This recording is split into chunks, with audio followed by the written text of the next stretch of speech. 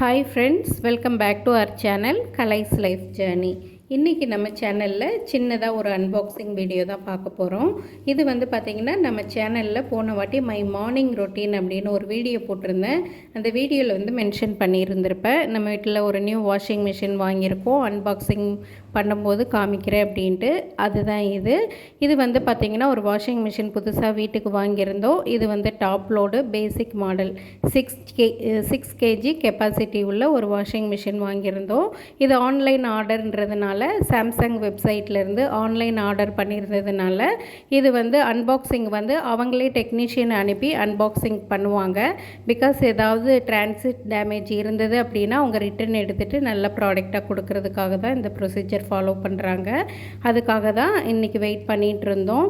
So வந்து இன்றைக்கி evening நாங்கள் ரிலாக்ஸ்டாக டின்னர்லாம் சாப்பிட்டுட்டு நாங்கள் வந்து வெயிட் பண்ணிகிட்டு இருந்தோம். 5 to 6 வரேன்னாங்க. பட் அவங்க வரதுக்கு 7:30 அந்த மாதிரி ஆகிடுச்சு. இது வந்து பார்த்திங்க அப்படின்னா இன்றைக்கி அன்பாக்சிங் பண்ணிக்கலாம் அப்படின்னு சொல்லிட்டு ரொம்ப ஈகராக வெயிட் பண்ணிகிட்டு இருந்தோம். வருவாங்களோ வரமாட்டாங்களோ அப்படின்னு சொல்லிட்டு ஒரு டவுட்லேயே இருந்தோம். பட் ஃபைனலி அவங்க வந்து வந்துட்டாங்க. ஸோ வந்து குழந்தைங்களாம் ரொம்ப குஷி ஆகிட்டாங்க. நம்ம வீட்டுக்கு எப்போவுமே ஒரு புதுசாக ஒரு பொருள் வாங்குகிறோம் அப்படின்னாலுமே நமக்கு ஒரு எக்ஸைட்மெண்ட் இருக்கும் தெரியுமா? அது சின்ன பொருளோ பெரிய பொருளோ அந்த மாதிரி தான். ஸோ வந்து இந்த மாடல் வந்து ஆல்ரெடி நான் யூஸ் பண்ணியிருந்தேன். பாஸ்ட் ஒரு 5 இயர்ஸாக இது தான் வந்து யூஸ் பண்ணியிருந்தேன். பட் அது நாங்கள் இருந்த போன வீட்டில் வந்து பார்த்திங்கன்னா மழை தண்ணி வந்து வீட்டுக்குள்ளே வந்துருச்சு, நம்மளோட முட்டிக்கால் வரைக்கும் வந்துருச்சு. ஸோ வந்து அதில் இந்த மிஷினில் ஸ்பாயில் ஆகிடுச்சு. ஸோ வந்து இது செகண்ட் டைம் சேம் மாடல் தான் வாங்கியிருக்கேன்.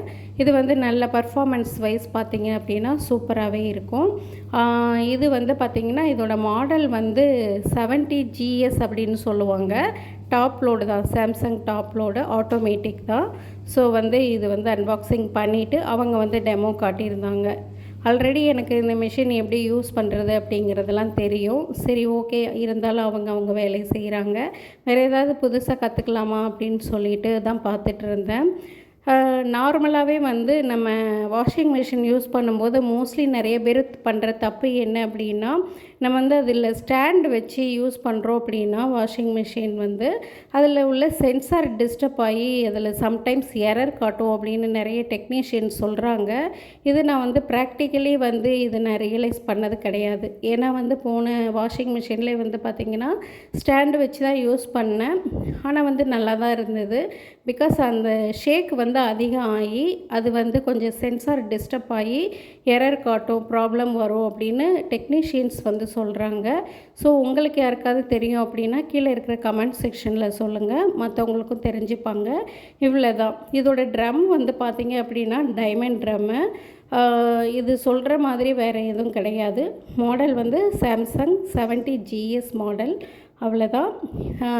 நான் வந்து நெக்ஸ்ட் வீடியோவில் வந்து ஒரு வாஷிங் மிஷினை ப்ராப்பராக எப்படி யூஸ் பண்ணணும் அப்படிங்கிறதுல முடிஞ்ச வரைக்கும் நான் உங்களுக்கு ஷேர் பண்ணுறேன். தேவைப்பட்டால் சொல்லுங்கள், கண்டிப்பாக ஷேர் பண்ணுறேன்.